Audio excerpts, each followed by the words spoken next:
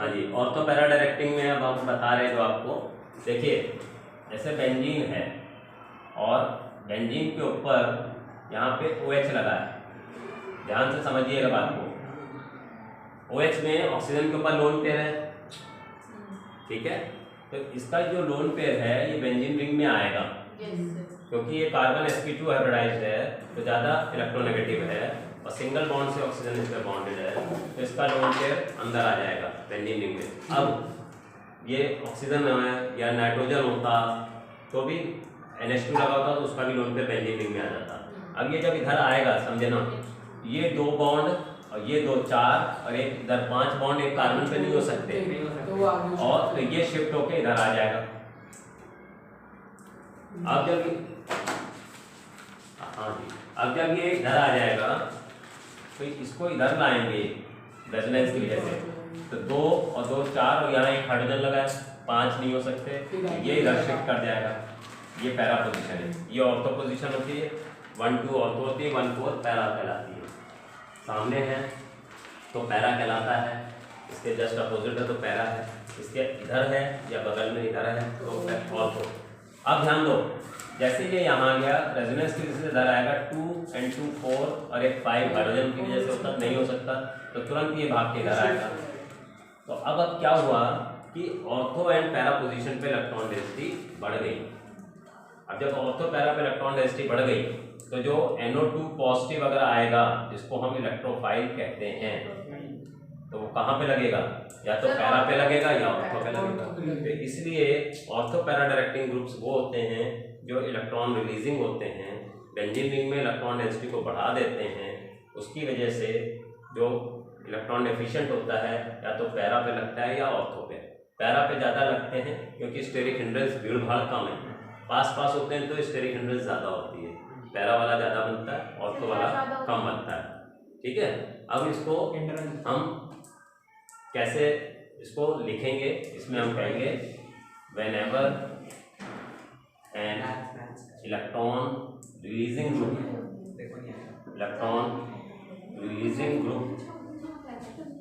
is attached on benzene ring,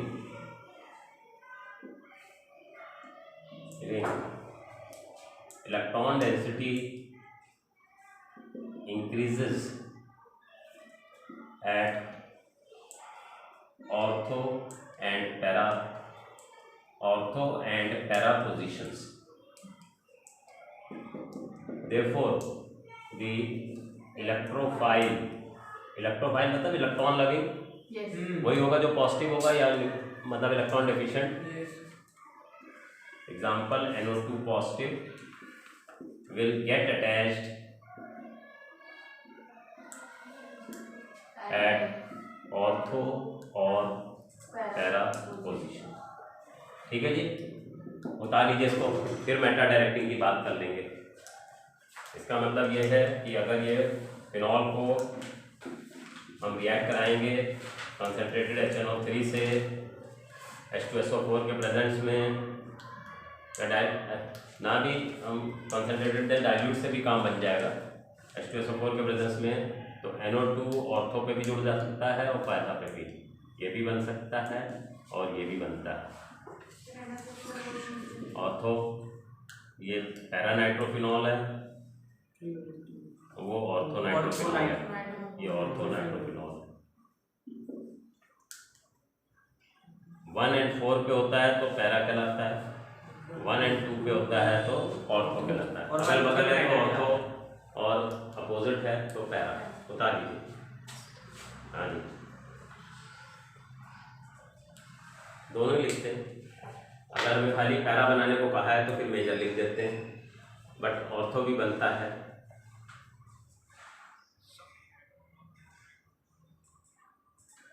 P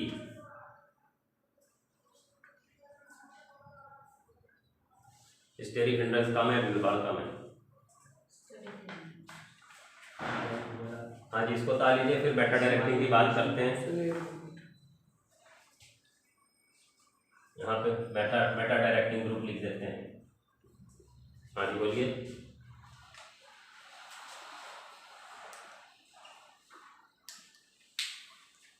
actual में क्या है, न्यूक्लियोफाइल बेंजीन रिंग पे नॉर्मल कंडीशंस पे नहीं लग पाता है, क्योंकि न्यूक्लियोफाइल नेगेटिव है, बेंजीन रिंग में इलेक्ट्रॉन डेंसिटी पहले ही हाई होती है, तो ड्रास्टिक कंडीशन देनी पड़ती है।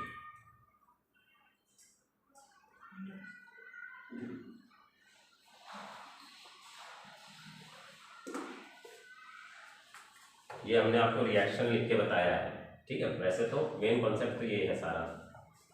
कोई भी इलेक्ट्रॉन रिलीजिंग, अगर यहाँ पे Cl लगा होता उसके भी लोन पेयर आ जाते, ठीक है। Br लगा था उसका भी लोन पेयर आ जाता, NH2 लगा था उसका लोन पेयर आ जाता। तो जो भी इलेक्ट्रॉन पेयर देगा बेंजीन रिंग को, ऑर्थो पैरा पे इलेक्ट्रॉन डेंसिटी बढ़ेगी, और इलेक्ट्रोफाइल जो भी इलेक्ट्रॉन डेफिशिएंट होते हैं वो जाके ऑर्थो या पैरा पे लगेंगे, तो उन्हीं को ऑर्थो पैरा डायरेक्टिंग ग्रुप्स कहते हैं। ये स्ट्रक्चर उतार लिया सबने? Yes sir. ये हटा देते हैं। ऐसे एक्सप्लेन करने के लिए आएगा है जी, ऐसे एक्सप्लेन करने के लिए आएगा।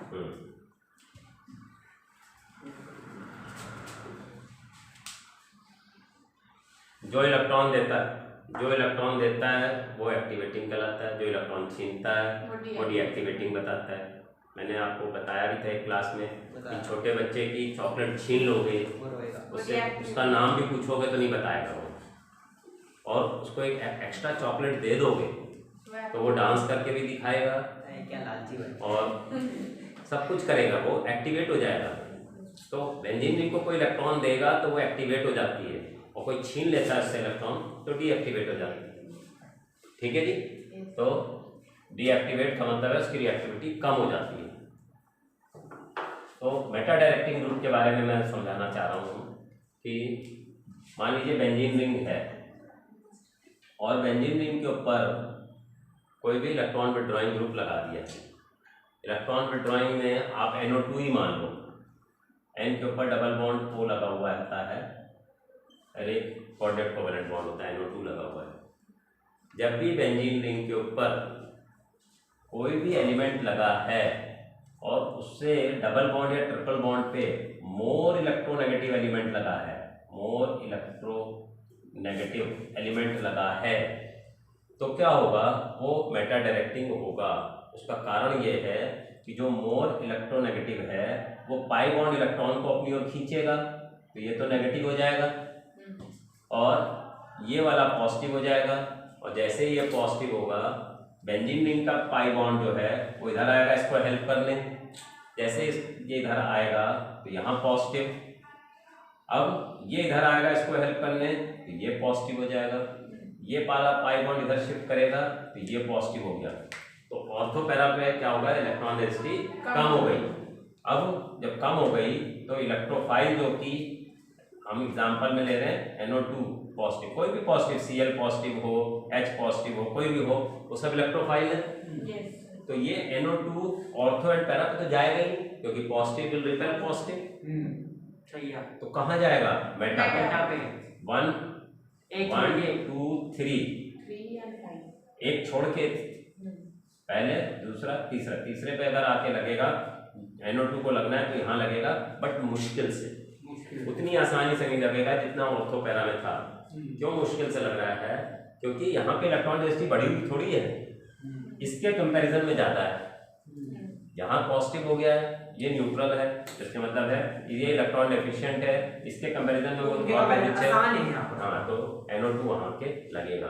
तो ऐसे ग्रुप्स मेटा डायरेक्टिंग होते हैं, इनको डीएक्टिवेटिंग ग्रुप्स भी कहते हैं, क्योंकि बेंजीन रिंग से इलेक्ट्रॉन जो भी छीनेगा वो बेंजीन रिंग की रिएक्टिविटी को कम कर देता है, और जब कम कर रहा है तो इनके रिएक्शन जब हम करेंगे इलेक्ट्रोफाइल से तो उनमें कंडीशंस हमें हार्श देनी पड़ती है, हाई टेम्परेचर, प्रेशर, कंसंट्रेशन ज़्यादा देना पड़ता है, तब रिएक्शन होता है। सर पैरा पे 2 नाइट्रो लग सकते हैं? लग सकते हैं, पैरा पे एक ही लगेगा, क्योंकि एक ही तो वैलेंसी गायब है। हाँ जी, उतारिए इसको, उतारिए जो डायग्राम बनाया है, और ये सब हटा रहे हैं। आगे बढ़ेंगे हम लोग इसमें, हम यहाँ पे लिख देते हैं जो चीज़ें मैंने बताई हैं आपको, उसको भी उतारेंगे। मैंने आपको बताया कि कोई भी बेंजीन के ऊपर एटम लगा हुआ है, उसके साथ डबल बॉन्ड या ट्रिपल बॉन्ड पे ज़्यादा इलेक्ट्रोनेगेटिव कोई चीज़ अगर जुड़ी हुई है तो वो पाई बॉन्ड को अपनी ओर खींचेगा तो उस पर नेगेटिव चार्ज आएगा, और जो बेंजीन से जुड़ा है उस पर पॉजिटिव। जैसे ही उस पर पॉजिटिव आएगा, बेंजीन से पाई बॉन्ड उसकी ओर जाएगा, जैसे ही वहाँ जाएगा तो इधर पॉजिटिव हो जाएगा, अब ये जब पॉजिटिव हो गया तो पाई बॉन्ड का इलेक्ट्रॉन इसकी ओर अट्रैक्ट होगा, इधर आएगा तो ये पॉजिटिव हो जाएगा। जब ये पॉजिटिव होगा तो ये पाई बॉन्ड इधर शिफ्ट होगा, जैसे ही शिफ्ट होगा तो यहाँ पॉजिटिव, तो ऑर्थो पैरा पे इलेक्ट्रॉन डेंसिटी कम हो गई। तो इलेक्ट्रोफाइल जो कि पॉजिटिवली चार्ज है या इलेक्ट्रॉन डेफिशिएंट है वो यहाँ पे आएगा 3 या 5 पे आएगा। यही मेटा पोजीशन है 1 2 3 या इधर से 1 2 3 का है, तो मेटा पोजीशन पे आके इलेक्ट्रोफाइल जुड़ेगा। Whenever an electron withdrawing group is attached on the benzene ring, then the electron density decreases at ortho and para positions. Therefore, electrophile example NO2 positive, which is electron deficient, will get attached at meta position. वो Meta position पे आके लगेगा। तो जैसे हमने nitrobenzene है, इसको concentrated HNO3 और कंसंट्रेटेड H2SO4 दे दिया, ठीक है, तो क्या होगा कि NO2 मेटा पे जाके लग जाएगा, वाटर अलग हो जाएगा, तो इसको हम कहते हैं Meta dinitrobenzene. Yes sir. Meta dinitrobenzene, और इसको ये भी कह सकते हैं 1,3 डाइनाइट्रोबेंजीन। ठीक है जी, बता दीजिए, ये आपको मालूम होना चाहिए। इलेक्ट्रॉन विड्रॉइंग लगेगा तो वो मेटा डायरेक्टिंग है, इलेक्ट्रॉन रिलीजिंग लगेगा तो वो ऑर्थो पैरा डायरेक्टिंग होगा। इसको उतारिए, फिर इसके ऊपर 1-2 क्वेश्चन करते हैं एनसीईआरटी ने जो दिए हैं, तो इससे आपको कॉन्सेप्ट और क्लियर हो जाएगा। जो साइनाइड होता है वो भी मेटा डायरेक्ट? यस, वो भी मेटा है। जो भी इलेक्ट्रॉन विड्रॉइंग लगा होगा डबल बॉन्ड या ट्रिपल बॉन्ड पे, वो सब मेटा डायरेक्टिंग होता है। ये कॉन्सेप्ट दोनों बहुत इंपॉर्टेंट है, ortho para directing and Meta directing वाला।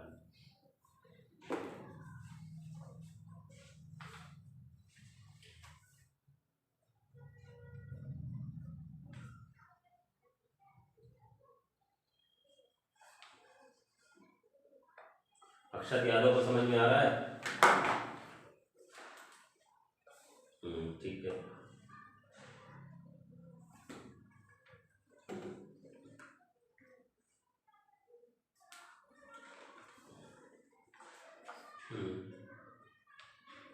और लोग भी जल्दी से इसको कर लें।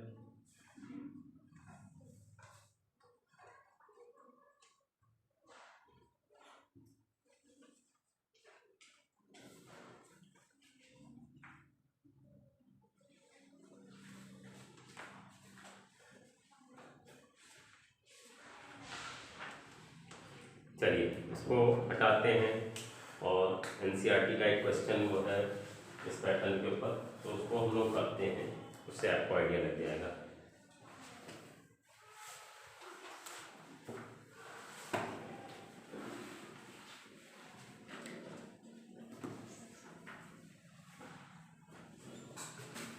एनसीईआरटी का क्वेश्चन क्या कह रहा है उसको मैं शॉर्ट में लिख देता हूँ बोर्ड पे, और उसको करेंगे आपको।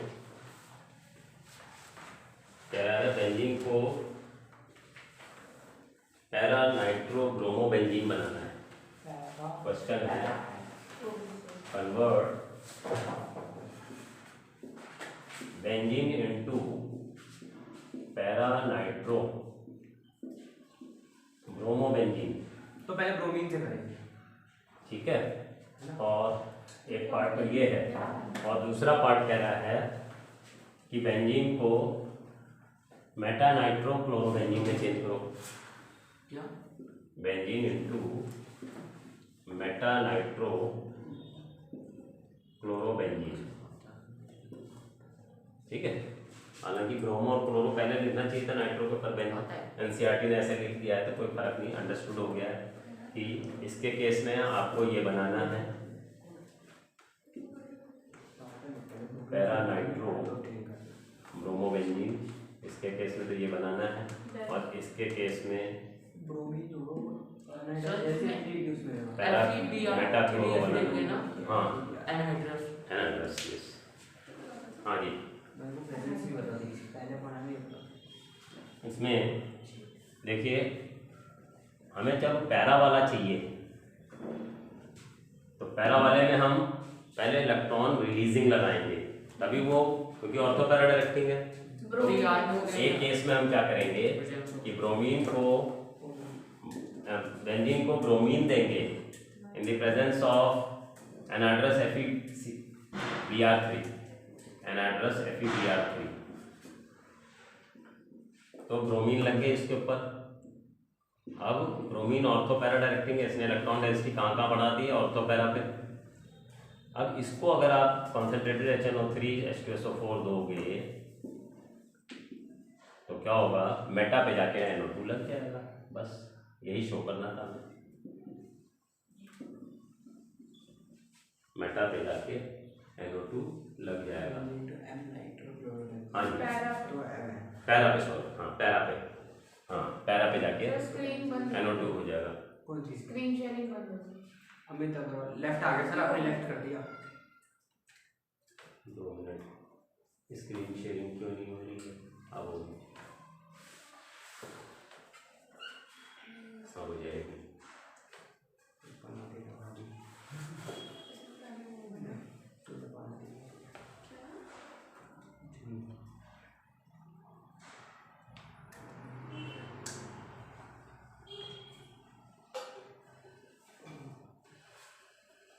हो गया।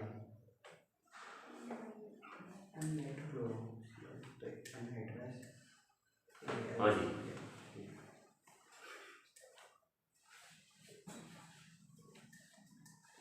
क्वेश्चन समझ में आ रहा है सबको? Yes sir.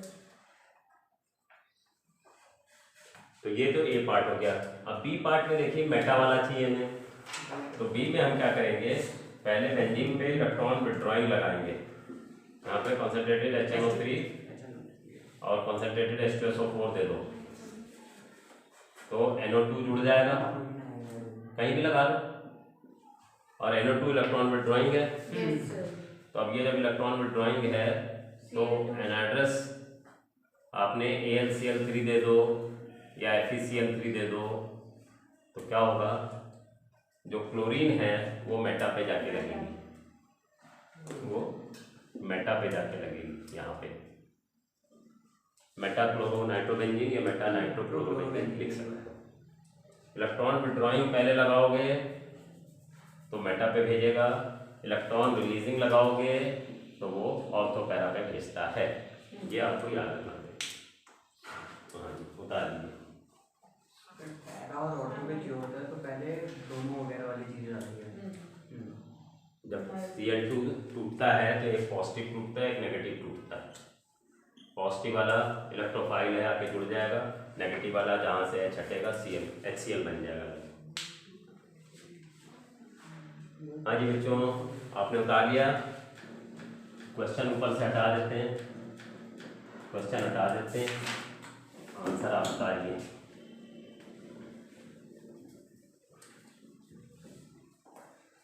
ये जो क्वेश्चंस हैं इनको बार बार आप जब प्रैक्टिस करोगे तो दिमाग में बैठ जाएंगे, ठीक है।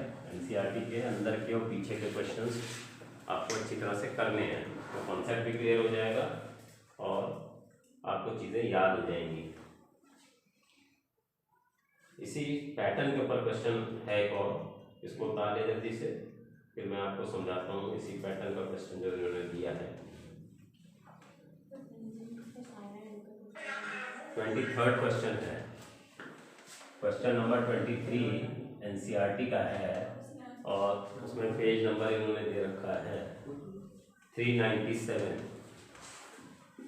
क्वेश्चन नंबर 23 में कह रहा है out of benzene meta dinitrobenzene and toluene which will undergo nitration most easily and why, ठीक है।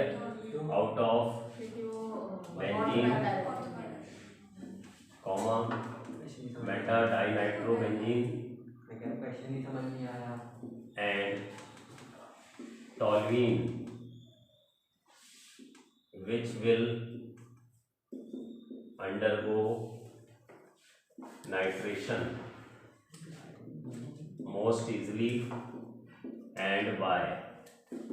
सर ये बुक का क्वेश्चन है। फर्स्ट का सब कुछ तो लिख रहे हैं भाई मेरे, फिर भी तुम कह रहे हो बुक का क्वेश्चन है। क्वेश्चन 23 लिख रहे हैं, पेज नंबर लिख रहे हैं, एनसीईआरटी बोल भी रहे हैं, फिर भी पूछ रहे हो कि सर बुक का है क्या। भाई टर्म 2 की। हाँ जी, इसमें देखिए क्वेश्चन ये कह रहा है कि बेंजीन है, इसको ए लिख देते हैं, इसको बी लिख देते हैं और इसको सी लिख देते हैं, ये ए है। और दूसरा मेटा डाइनाइट्रोबेंजीन है, ये NO2 दो जगह लगा हुआ है, इसको बी मान लेते हैं। और टॉल्यूइन सी है। अब क्वेश्चन क्या कह रहा है कि इसका नाइट्रेशन करें, कंसंट्रेटेड HNO3 कंसंट्रेटेड H2SO4 से नाइट्रेशन करते हैं। Yes sir. ये हमने किया था, नाइट्रेटिंग मिक्सचर कहलाता है ये। मेटाऑक्टेन होता है ना तो। ठीक है, तो NO2 लगेगा, नाइट्रेशन का मतलब है NO2 लगेगा। तो किसमें आसानी से NO2 क्या है हमें मालूम है पहले से ही, इलेक्ट्रोफाइल है, NO2 पॉजिटिव बन के लगेगा, क्योंकि HNO3 जो है वो टूटेगा OH नेगेटिव और NO2 पॉजिटिव है, और इसका H इसके साथ मिलके वाटर बन जाता है, NO2 जाके अटैक करता है। तो नाइट्रेशन ये कह रहा है, इसके मतलब है NO2 को आके जुड़ना है, और NO2 पॉजिटिव है तो इलेक्ट्रोफाइल है। इलेक्ट्रोफाइल उसी में आसानी से जुड़ेगा जो ऑर्थो पैरा डायरेक्टिंग है। ऑर्थो पैरा डायरेक्टिंग वही होगा जो इलेक्ट्रॉन देगा।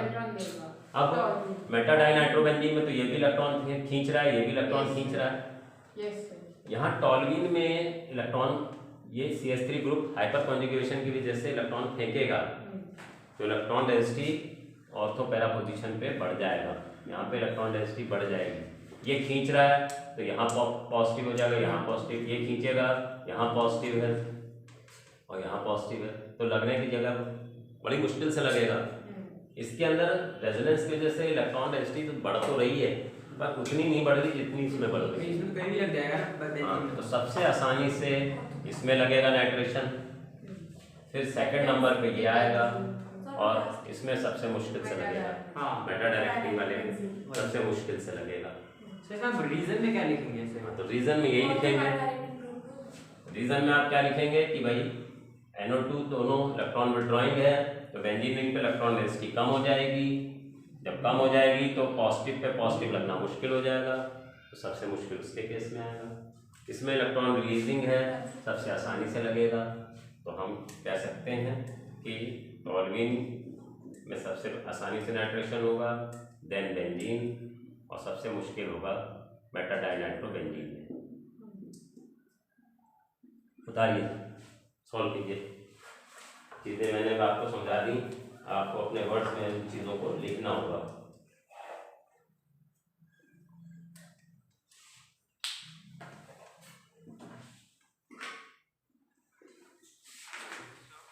हाँ,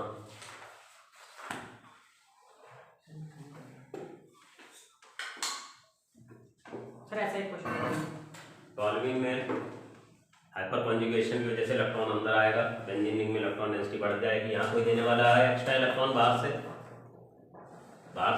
जब बाहर से इसमें दे नहीं रहा है, इसमें बाहर से दे रहा है, और तो पैरा पे इलेक्ट्रॉन डेंसिटी बढ़ जाएगी, तो जल्दी से हो जाएगा रिएक्शन।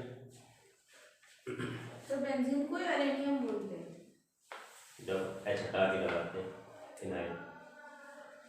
चलिए नेक्स्ट क्वेश्चन हम लोग एक और देखते हैं, सेम मतलब है तो उसी से मिलता जुलता, पर बोला दूसरे टर्म्स में।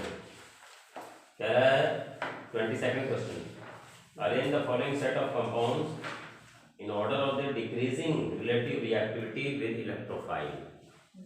इलेक्ट्रोफाइल के साथ रिएक्टिविटी के ऑर्डर में लगाना है, डिक्रीजिंग रिएक्टिविटी के ऑर्डर में लगाना है।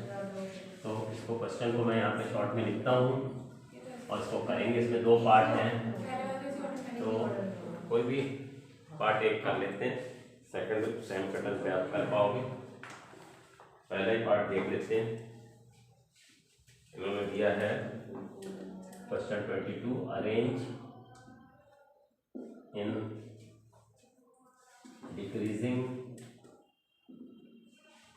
Order of reactivity, decreasing order of reactivity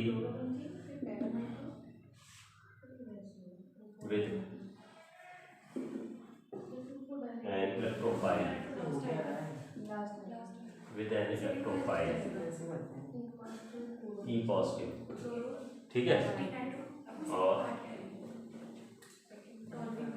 compounds क्या क्या दिए हैं,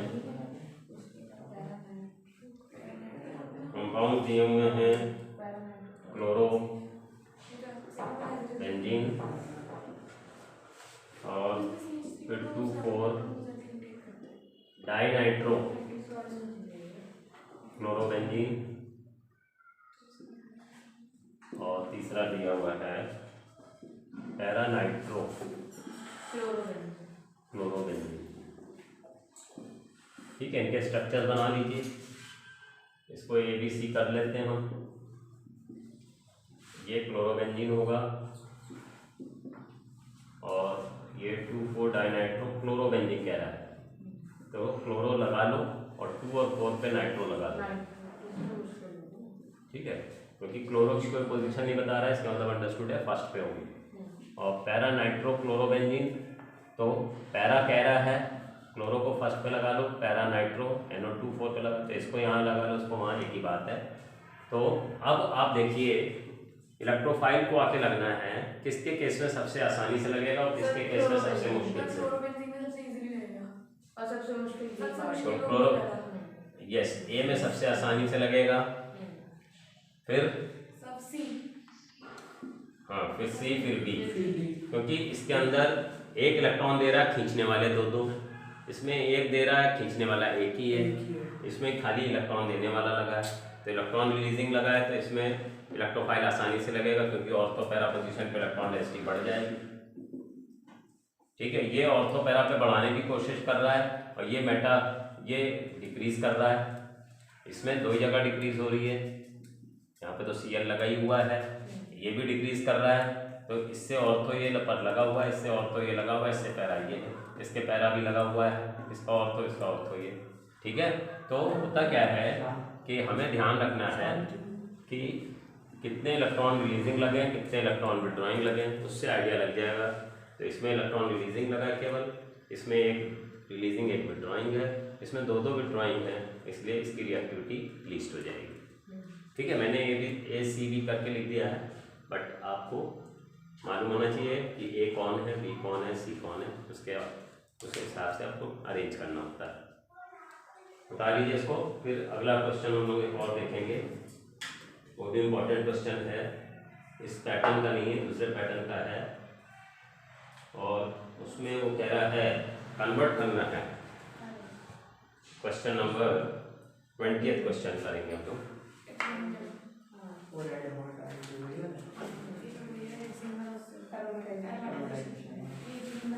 यहाँ पे लिख देते हैं question number 20, question number 20 page 397 कह रहा है हाउ वुड यू कन्वर्ट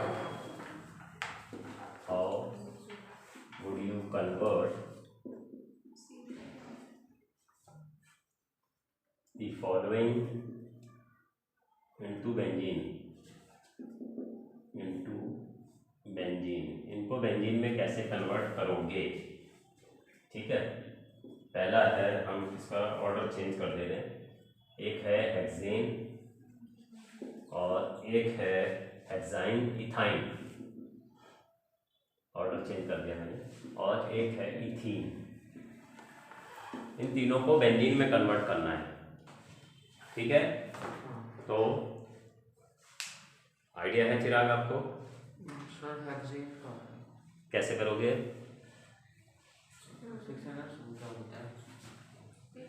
वंश आपको आइडिया है,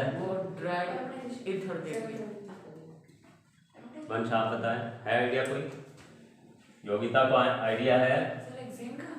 हाँ, यस, शाबाश। और इथाइन का सर वो याद आ गया सर ये और और थ्री यस, इसमें एरोमेटाइजेशन कर दो, इसमें 4s2 इसमें साइक्लिक पॉलीमराइजेशन कर देंगे, और इथीन में पहले इसको इथाइन बनाना पड़ेगा। पहले हैलोजन करेंगे, हाँ, हैलोजनेशन करके फिर डीहाइड्रोजनेशन करके इसको इथाइन बनाएंगे, फिर उसके बाद साइक्लिक पॉलीमराइजेशन। ठीक है, इसमें साइक्लिक पॉलीमराइजेशन से काम बन जाएगा। सर इसमें तो एरोमेटाइजेशन है, सॉरी एरोमेटाइजेशन, यस, इसमें एरोमेटाइजेशन है, एरोमेटाइजेशन, उसमें साइक्लिक पॉलीमराइजेशन,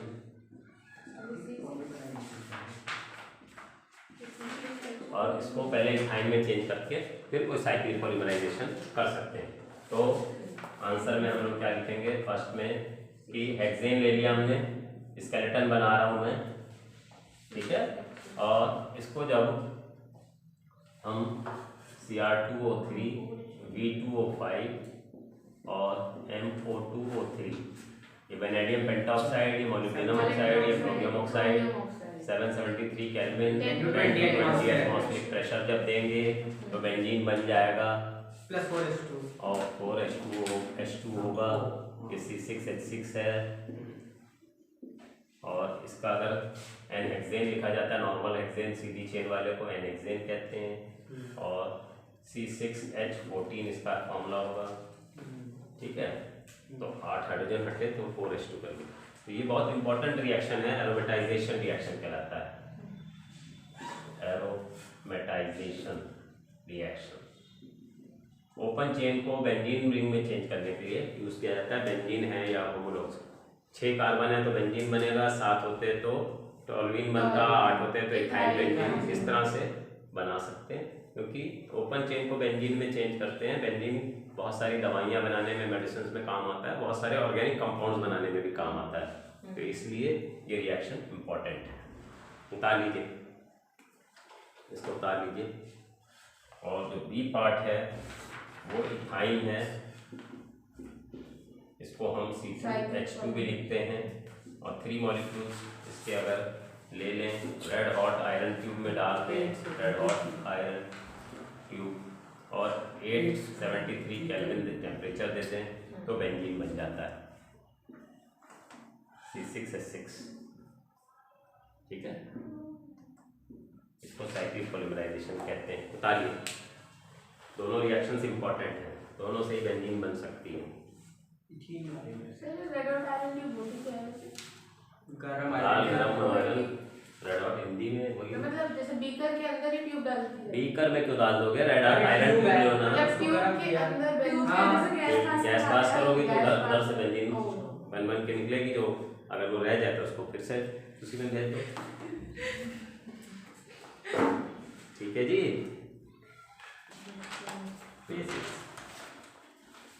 ये दो तो हटा दें, इथीन को और देख लेते हैं, मैंने वीडियो देखी तो बेंजीन इथीन को और देख लेते हैं।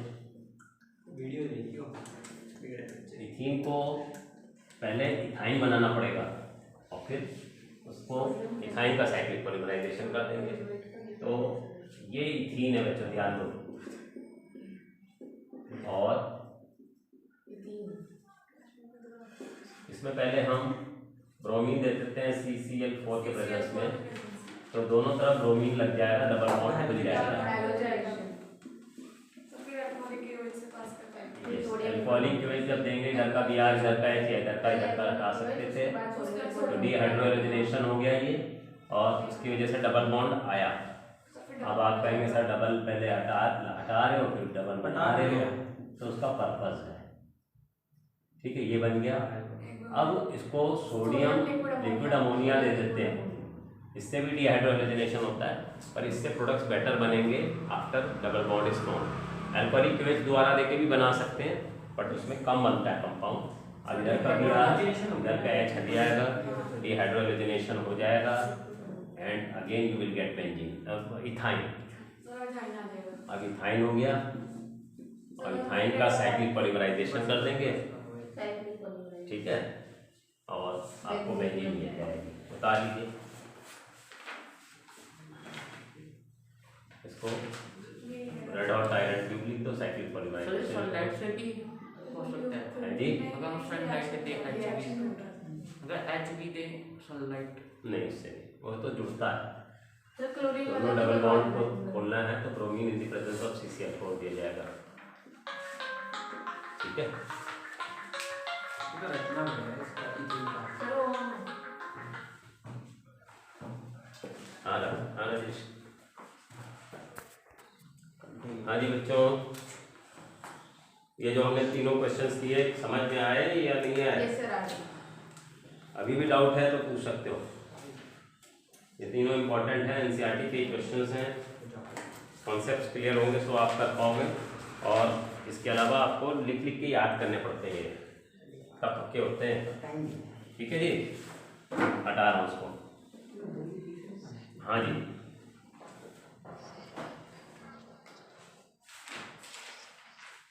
रिडल-क्राफ्ट रिएक्शन बहुत सिंपल सा है। उसके अंदर एक में आपको एल्काइल ग्रुप जोड़ना होता है यस और एक में एसाइल ग्रुप जोड़ना होता है। और याद करना पड़ेगा आपको। एल्काइलेशन में क्या करते हो कि बेंजीन रिंग के ऊपर आपने CH3Cl दे दिया एनहाइड्रस AlCl3 के प्रेजेंस में। ठीक है, एनहाइड्रस AlCl3 तो CH3 पर जुड़ जाएगा, HCl अलग हट जाएगा। तो ये एल्काइलेशन है।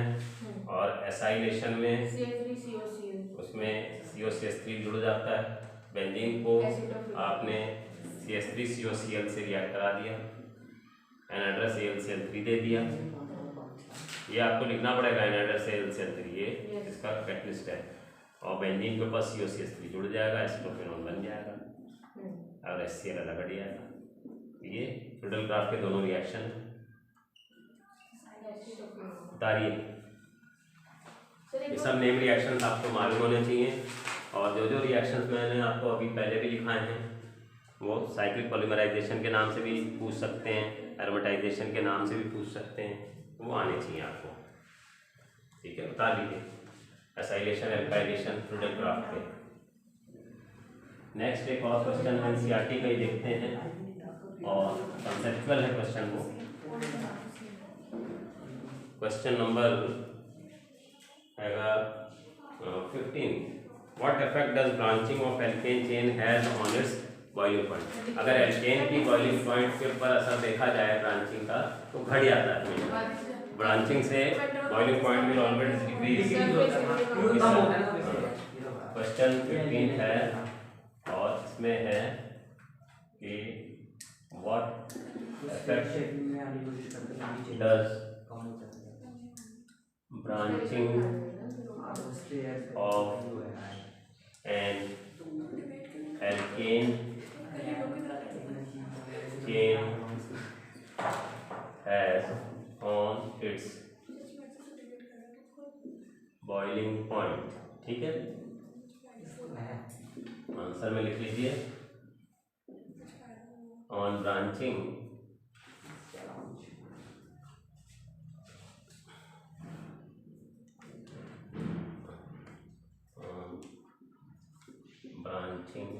of an alkane, the boiling point decreases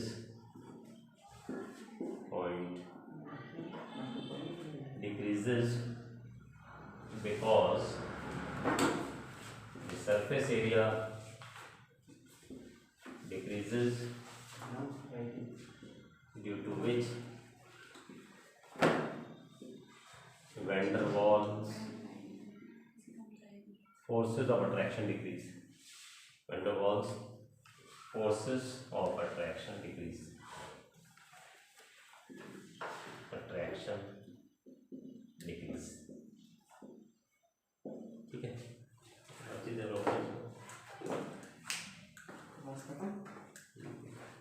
जो फॉर्म में तो ऐसे भी देखा जा सकता है कि आपसे पूछे बताइए पेंटेन है, आइसोपेंटेन है और नियोपेंटेन है। ये पेंटेन हो गया, स्केलेटन बना रहा हूँ, और ये आइसोपेंटेन हो गया और ये नियोपेंटेन हो गया। एक ऊपर एक नीचे। तो सबसे कम बॉइलिंग पॉइंट किसकी है? थर्ड वाली की। नहीं वो नियोपेंटेन की, ये आइसोपेंटेन। नहीं ठीक है, ये नियोपेंटेन है। क्योंकि इसके अंदर ब्रांचिंग ज़्यादा है, इसकी बॉइलिंग पॉइंट सबसे लीस्ट होगी, कम। सबसे ज़्यादा इसकी, उससे कम, उससे कम इसकी yes least boiling point new maintain. क्योंकि जैसे जैसे ब्रांचिंग होगी सरफेस एरिया कम हो जाएगा, van der Waals forces of attraction कम हो जाएंगे, बॉइलिंग पॉइंट तो इंटरमोलिकुलर फोर्सेस ऑफ अट्रैक्शन पे डिपेंडेंट है, तो जिसमें कम होगा उसका बॉइलिंग पॉइंट कम होगा, लीस्ट बॉइलिंग पॉइंट।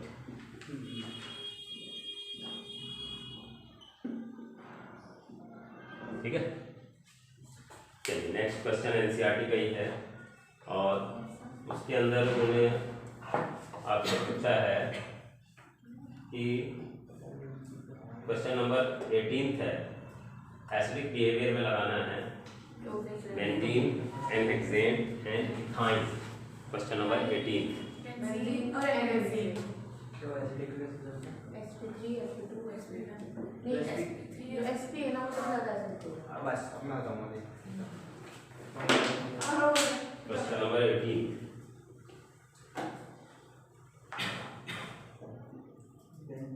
क्वेश्चन है अरेंज प्यार का नाम तो पड़ता है, मैं वीक स्टूडेंट हूं। बेंजीन एंड हेक्सेन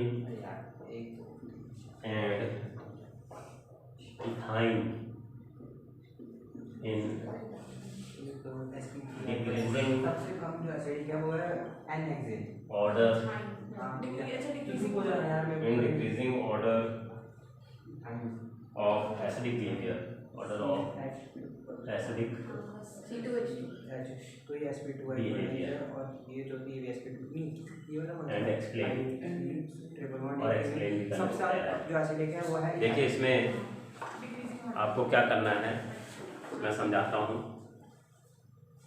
2 मिनट में समझाता हूँ मैं इसको उतार लो। हाँ जी बच्चों, देखो इसमें आपको ये जो कह रहे हैं एसिडिक कैरेक्टर देखना है। एसिडिक कैरेक्टर में आप क्या देखोगे कि कौन कितनी आसानी से H को छोड़ पाता है, और H को आसानी से वही छोड़ पाएगा जिसके अंदर S कैरेक्टर ज़्यादा है। S कैरेक्टर ज़्यादा कैसे पता करोगे, हाइब्रिडाइजेशन से पता चलेगा, double bond, triple bond, single bond, उससे आपको आइडिया लगता है। ठीक है, जैसे इसने कहा है बेंजीन को, तो बेंजीन में तो डबल बॉन्ड है, ठीक है, और ये बेंजीन में डबल बॉन्ड्स हैं, तो उसकी वजह से क्या होगा कि इसमें sp2 हाइब्रिडाइजेशन है, कोई भी कार्बन ले लोगे तो sp2 हाइब्रिडाइजेशन है। एन हेक्सेन में आपका sp3 होगा, ठीक है, sp3 होगा, और इथाइन में sp हाइब्रिडाइजेशन होगा। तो सबसे ज़्यादा S कैरेक्टर इसके केस में 50% S कैरेक्टर, ठीक है, तो मोर एसिडिक। जिसमें एस कैरेक्टर ज़्यादा होगा वो ज़्यादा एसिडिक होगा, और इसमें एस कैरेक्टर 25% है, और इसके अंदर एस कैरेक्टर 33 1/3 है, ठीक है। तो सबसे ज़्यादा एसिडिक इथाइन होगा, ठीक है, और उससे कम बेंजीन होगा, और सबसे कम एन-हेक्सेन होगा, ठीक है जी। डिक्रीजिंग एसिडिक कैरेक्टर, तो इसमें जिसका एस कैरेक्टर ज़्यादा होगा वो ज़्यादा एसिडिक होगा, ये आपको मालूम होना चाहिए। Compound which has more s character या hydrocarbon which has hydrocarbon in which the carbon has in which the carbon has more s character, carbon ना कह के कंपाउंड ही माना जाता है, तो hydrocarbon which has more s character,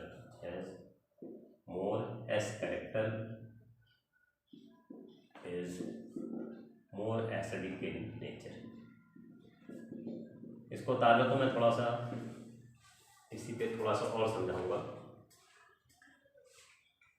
ये benzene वाला आपने उतार लिया होगा, इसको हटाता हूँ, यहाँ पे समझा देता हूँ कि कभी एनसीईआरटी ने एक जगह क्वेश्चन ऐसे भी पूछा है कि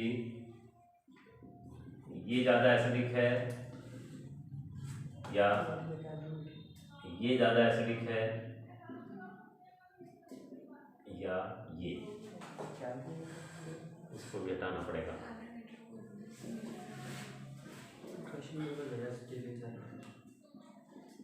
हाँ जी बच्चों, ABC है।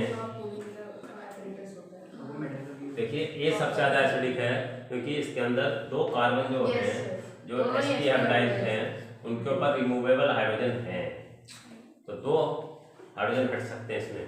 इसके अंदर एक पे जो sp हाइब्रिडाइज है वाला तो हटेगा, इसके ऊपर तो नहीं हट पाएगा sp3 हाइब्रिडाइज है, और इसके तो हाल और बुरे, ना इस पे हटेगा ना इस पे, तो ये सबसे ज़्यादा एसिडिक होगा, उससे कम ये होगा, सबसे कम होगा।